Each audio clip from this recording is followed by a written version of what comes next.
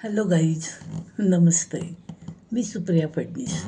मी नेहमीच वेगवेगळे विषय घेऊन, कधी वेगवेगळ्या कविता असतात, कधी वेगवेगळी ठिकाणं असतात, तर काही वेगळे विषय पण असतात. अशा सर्व गोष्टीतून मी तुमच्या समोर येत असते. आजही नुकत्याच चालू असलेला बिग बॉस शो याबद्दल मी तुमच्याशी थोडंसं बोलणार आहे. बिग बॉस शो हा बऱ्याच लोकांना आवडत नाही. कारण त्यात घेण्यासारखं काय आहे, बघण्यासारखं काय आहे, असे सगळेजण म्हणतात. हो, अर्थात ते बरोबर आहे, की त्यात बघण्यासारखं काही नाही किंवा घेण्यासारखंही काही नाही. ह्याला कारण कोण? तर बिग बॉसमध्ये असलेले सगळे प्लेयर्स खूप भांडत असतात. सुरुवातीला जेव्हा एंट्री मारतात तेव्हा अगदी इतके छान आवरून सुंदर दिसत असतात आणि मी असं करीन, मी तसं करीन, खूप गोड आवाज काढतात, एकमेकांशी बोलतात. पण 1-2 दिवसातच त्यांचं वागणं बदलतं आणि जसं काय एकमेकाला मारण्यासाठीच या खेळामध्ये बिग बॉसनं पाठवलेलं आहे, असं त्यांचं रूप बोलणं सुरू होतं. यावेळच्या बिग बॉसमध्ये, मराठी बिग बॉसमध्ये जी प्राजक्ता तर काय नुसती गाणी म्हणते. प्राजक्ता बाकीच्या कुठल्याच दृष्टीने काम करत नाही किंवा स्वयंपाक करताना दिसत नाही. नुसतीच बसून गाणी गोड गोड म्हणत असते. त्यामुळे यावेळेस ती गेली तरी चालेल. नंतर ही जी आहे आपली रुचिता. रुचिता तर गेली. रुचिताला जायलाच पाहिजे होतं, कारण रुचितामुळे सगळा शो अक्षरशः बंडल वाटला.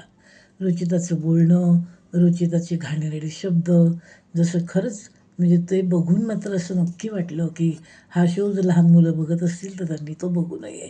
रुचिता गेली म्हणजे बिग बॉसमधली घाण गेली, असंच म्हणायला पाहिजे. तर बाकी एकंदर ठीक आहे. यावेळचा बिग बॉस शो काही फार चांगला नाही वाटला. सो आहेत सगळेच. फार विशेष चांगलं कोणाचंच कर्तृत्व वाटत नाही. राखी सावंतला का घेतात हे अजिबात कळत नाही. एंटरटेनमेंट करते असं म्हणतात, पण वाटते का तिची कॉमेडी काही किंवा आपला वेळ जातो आहे असं वाटतं का? चीड आणते राखी, चीड. असू दे, त्या विषयावर न बोललेलंच बरं. राकेश बापट तर इकडे-तिकडे नुसताच फिरत असतो. राकेश बापटकडे बघूनही असं वाटत नाही कधी, की हा खेळतोय म्हणून फारसा. आणि विशाल तर काय एक कुठेतरी कोपरा घेऊन बसतो, सारखी बॉडी दाखवत असतो, उघडा होऊन बसलेला असतो. पुरुषांनी कसं छान जंटलमनसारखं वागावं, की व्यवस्थित कपडे करून एवढ्या 4 बायकात आपण बसतो, म्हणजे कसं अंग झाकून बसलं पाहिजे ना. त्यातही पुरुष चांगला दिसतो, आटोपशीर दिसतो, उठून दिसतो. पण उघडं-नागडं बसायचं म्हणजे काय, हे अतिच होतोय प्रकार. त्यामुळे विशालकडे बघावंसं असं अजिबात वाटत नाही.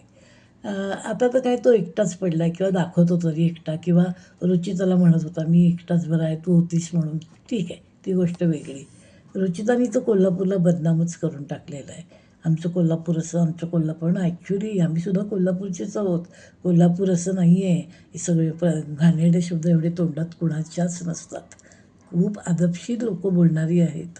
असं नाही की रुचितासारखं हे फार अगदी अशी काही तशी माणसं तर प्रत्येक गावात असतात, घाणेरडं बोलणारी, शिव्या देणारी. असो, तो एक वेगळा पार्ट. एकूण यावेळचं बिग बॉस जे आहे ते अगदी सो आहे. हे मला एवढंच म्हणायचं होतं. काहीतरी चांगलं बिग बॉसमध्ये दाखवलं पाहिजे. हो की नाही? असं मलाही वाटतं. बिग बॉसला सगळे नावं ठेवतात. ब ब खरं तर एवढा मोठा बिग बॉसचा शो इतका वेळ घेतो टीव्हीवर, त्याच्यापेक्षा एखादी छान सिरियल वगैरे दाखवली ना, तर खूप छान बघायला आवडेल. नमस्कार.